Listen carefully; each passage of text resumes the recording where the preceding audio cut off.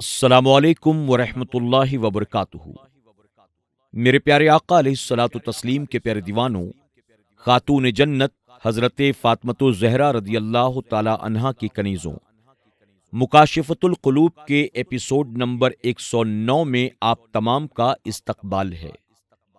الصلاۃ والسلام علیک یا رسول اللہ، الصلاۃ والسلام علیک یا حبیب اللہ، الصلاۃ والسلام علیک یا نبی اللہ، وعلی آلک واصحابک یا نور اللہ، صلی اللہ تعالی علیہ وسلم۔ باب 87، قرآن، علم اور علماء۔ نبی کریم صلی اللہ علیہ وسلم کا ارشاد ہے کہ جس نے قرآن مجید کی تلاوت کی پھر یہ سمجھا کہ کسی کو اس سے بھی عمدہ چیز دی گئی ہے تو گویا اس نے اللہ تعالی کی عظمت کو معمولی سمجھا ہے۔ ارشاد نبوی صلی اللہ علیہ وسلم ہے کہ اللہ تعالی کے پاس قرآن مجید سے زیادہ مرتبہ والا کوئی شفیع نہیں ہے۔ ایک اور فرمان ہے کہ میری امت کی بہترین عبادت قرآن مجید کی تلاوت ہے۔ ایک اور ارشاد ہے کہ تم میں سے زیادہ بہتر وہ ہے جو قرآن مجید پڑھے اور پڑھائے۔ مزید ارشاد فرمایا کہ دلوں کو زنگ اس طرح لگ جاتا ہے جیسے لوہے کو۔ عرض کیا گیا اس کی چمک دمک پھر کیسے لوٹتی ہے؟ آپ نے فرمایا تلاوت قرآن مقدس اور موت کو یاد کرنے سے۔ جناب فضیل بن عیاض رضی اللہ تعالی عنہ کا قول ہے کہ قرآن کریم کا علم رکھنے والا اسلام کا جھنڈا اٹھانے والا ہے، لہذا اس کے لیے مناسب نہیں ہے کہ وہ لہو لعب میں مشغول لوگوں کے ساتھ مل کر لہو و لہب میں مشغول ہو جائے۔ بھولنے والے کے ساتھ بھولے نہیں اور بیہودہ لوگوں کے ساتھ مل کر بیہودگی نہ کرے، کیونکہ یہ قرآن مجید کی تعظیم کے خلاف ہے۔ آپ نے مزید فرمایا جو صبح کرتے ہی سورہ حشر کی آخری آیات کی تلاوت کرتا ہے، اگر وہ اسی دن مر جائے تو اسے شہیدوں میں لکھا جاتا ہے اور اس پر شہیدوں کی مہر لگائی جاتی ہے، اور جو شخص ان کو رات کی ابتدا میں تلاوت کرتا ہے اگر وہ اسی رات مر جائے تو اس پر شہیدوں کی مہر لگائی جاتی ہے۔ علم اور علماء کی فضیلت۔ اس سلسلے میں بہت ہی کثرت سے احادیث مبارکہ وارد ہیں۔ چنانچہ حضور اکرم صلی اللہ علیہ وسلم فرماتے ہیں کہ اللہ تعالی جس شخص سے بھلائی کا ارادہ فرماتا ہے اسے دین کی سمجھ عطا فرماتا ہے اور اسے راہ راست کی ہدایت فرماتا ہے۔ نیز ارشاد گرامی ہے کہ علماء انبیاء اکرام علیہم السلام کے وارث ہیں، اور یہ سب جانتے ہیں کہ انبیاء اکرام سے بڑھ کر کسی کا رتبہ نہیں، اور انبیاء اکرام کے وارثوں سے بڑھ کر کسی کے وارث کا مرتبہ بھی نہیں ہے۔ فرمان نبوی صلی اللہ علیہ وسلم ہے سب لوگوں سے افضل وہ مومن عالم ہے کہ جب اس کی طرف رجوع کیا جائے تو وہ نفع دے، اور جب اس سے بے نیازی برتی جائے تو وہ بھی بے نیاز ہو جائے۔ نیز ارشاد فرمایا کہ مرتبہ نبوت سے سب سے زیادہ قریب عالم اور مجاہد ہیں۔ علماء اس لیے کہ انہوں نے رسولوں کے پیغامات لوگوں تک پہنچائے، اور مجاہد اس لیے کہ انہوں نے انبیاء اکرام کے احکامات کو بزور شمشیر پورا کیا اور ان کے احکامات کی پیروی کی۔ مزید ارشاد فرمایا کہ پورے قبیلے کی موت ایک عالم کی موت سے آسان ہے، اور فرمایا کہ قیامت کے دن علماء کی سیاہی کی دواتیں شہداء کے خون کے برابر تولی جائیں گی۔ حضور اکرم صلی اللہ علیہ وسلم کا فرمان ہے کہ عالم علم سے کبھی سیر نہیں ہوتا یہاں تک کہ وہ جنت میں پہنچ جاتا ہے۔ مزید فرمایا کہ میری امت کی ہلاکت کی دو چیزیں ہیں، علم کا چھوڑ دینا اور مال کا جمع کرنا۔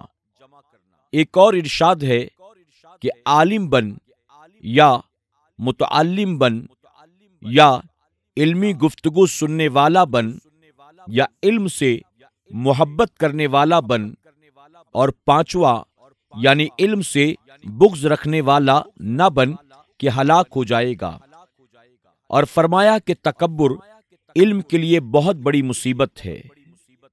حکما کا قول ہے کہ جو سرداری کے حصول کے لیے علم حاصل کرتا ہے وہ توفیق اور رعیت داری کے اوصاف کھو دیتا ہے۔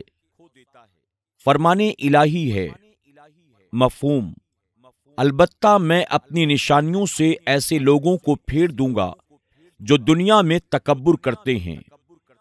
حضرت امام شافعی رضی اللہ تعالی عنہ کا قول ہے، جس نے قرآن کا علم سیکھا اس کی قیمت بڑھ گئی، جس نے علم فقہ سیکھا اس کی قدر بڑھ گئی، جس نے حدیث سیکھی اس کی دلیل قوی ہوئی، جس نے حساب سیکھا اس کی عقل پختہ ہوئی، جس نے نادر باتیں سیکھی اس کی طبیعت نرم ہوئی، اور جس شخص نے اپنی عزت نہیں کی اسے علم نے کوئی فائدہ نہ دیا۔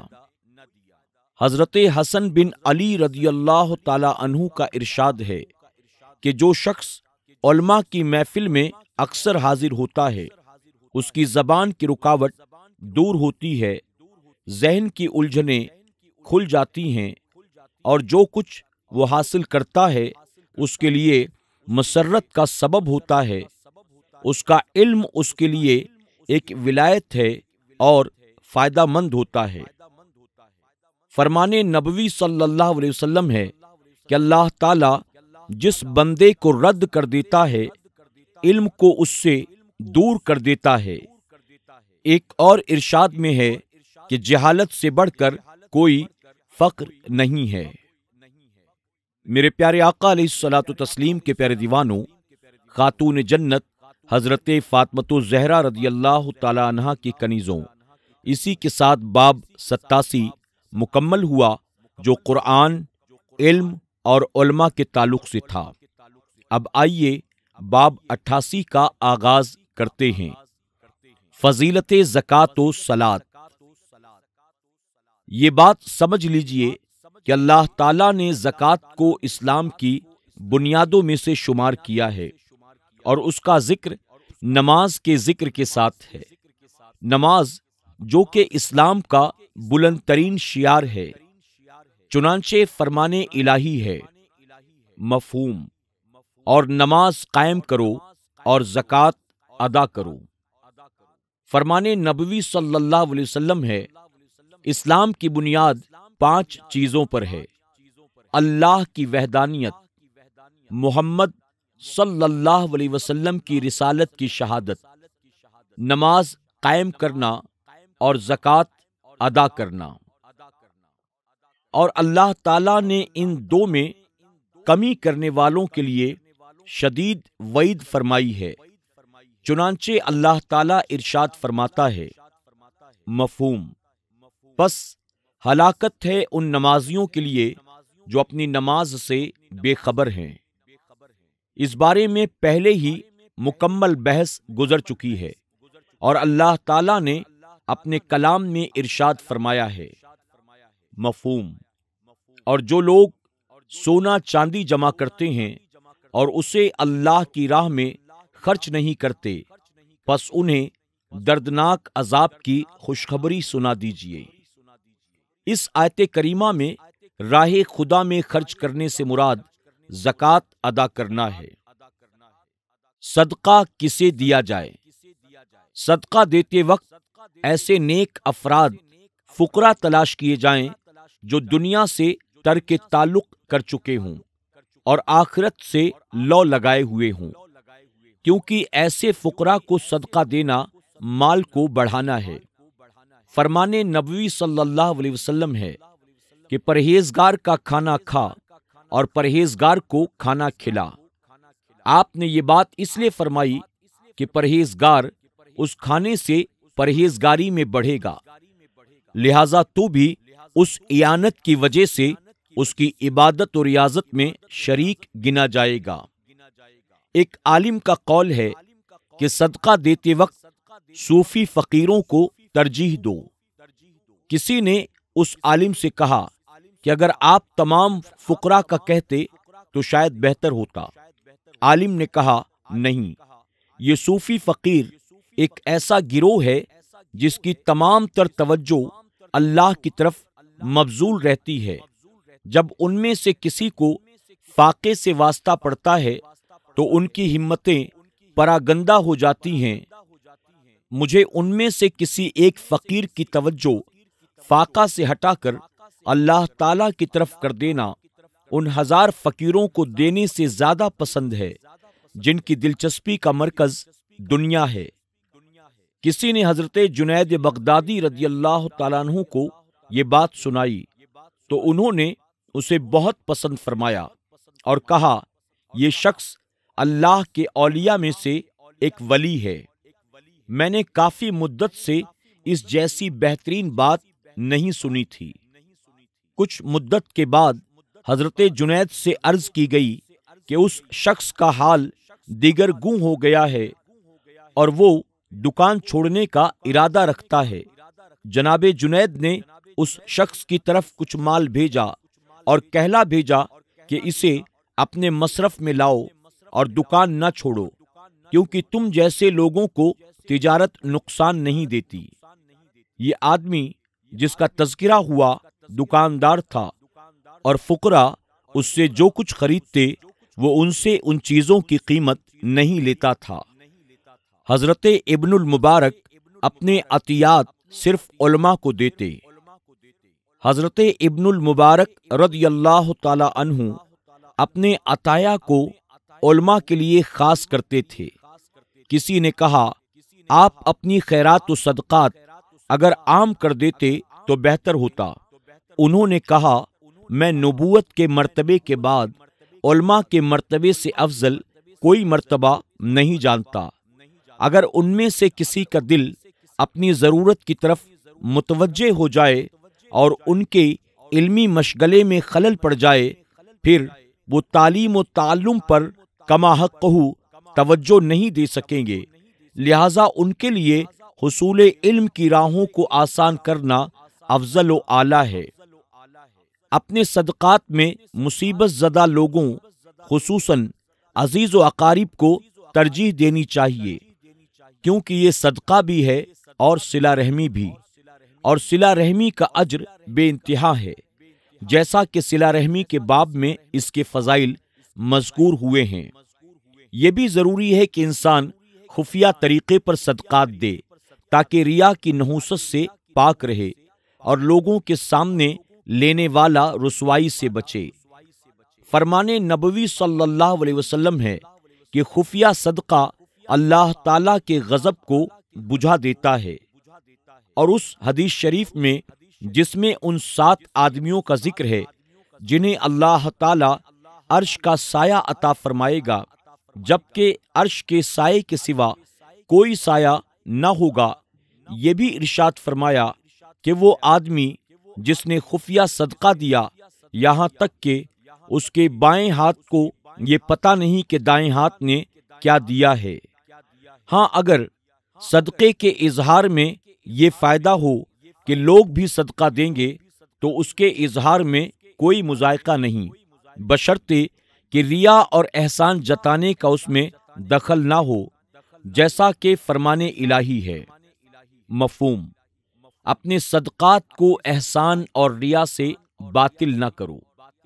صدقہ دے کر احسان جتانا بہت بڑی مصیبت ہے، اس لیے صدقے کو خفیہ رکھنے کو ترجیح دی گئی ہے اور اپنی نیکی کو بھول جانے کو کہا گیا ہے۔ جیسا کہ اس شخص کے لیے شکر اور نیک جذبات کے اظہار کو ضروری قرار دیا گیا ہے جس پر کسی نے احسان اور نیکی کی ہو، جیسا کہ حدیث شریف میں ہے، جو لوگوں کا شکریہ ادا نہیں کرتا وہ اللہ تعالی کا بھی شکر ادا نہیں کرتا۔ کسی نے کیا خوب کہا ہے، نیکی اور صدقات کا ہاتھ جہاں بھی ہو غنیمت ہے، خواہ اسے بندے شاکر اٹھاتا ہے یا کفران نعمت والا اٹھاتا ہے۔ شکر گزار کے شکر میں اس کے لیے جزا ہے اور اللہ تعالیٰ کے یہاں کافر کے کفر کا بدلہ ہے۔ میرے پیارے آقا علیہ الصلوۃ والتسلیم کے پیارے دیوانوں، خاتون جنت حضرت فاطمۃ الزہرا رضی اللہ تعالیٰ عنہا کی کنیزوں، آج کے درس میں بس اتنا ہی۔ انشاءاللہ زندگی رہی تو کل پھر ہماری اور آپ کی ملاقات ہوگی۔ کل انشاءاللہ حقوق اولاد و والدین کے تعلق سے ہم درس سماعت کریں گے۔ السلام علیکم ورحمۃ اللہ وبرکاتہ۔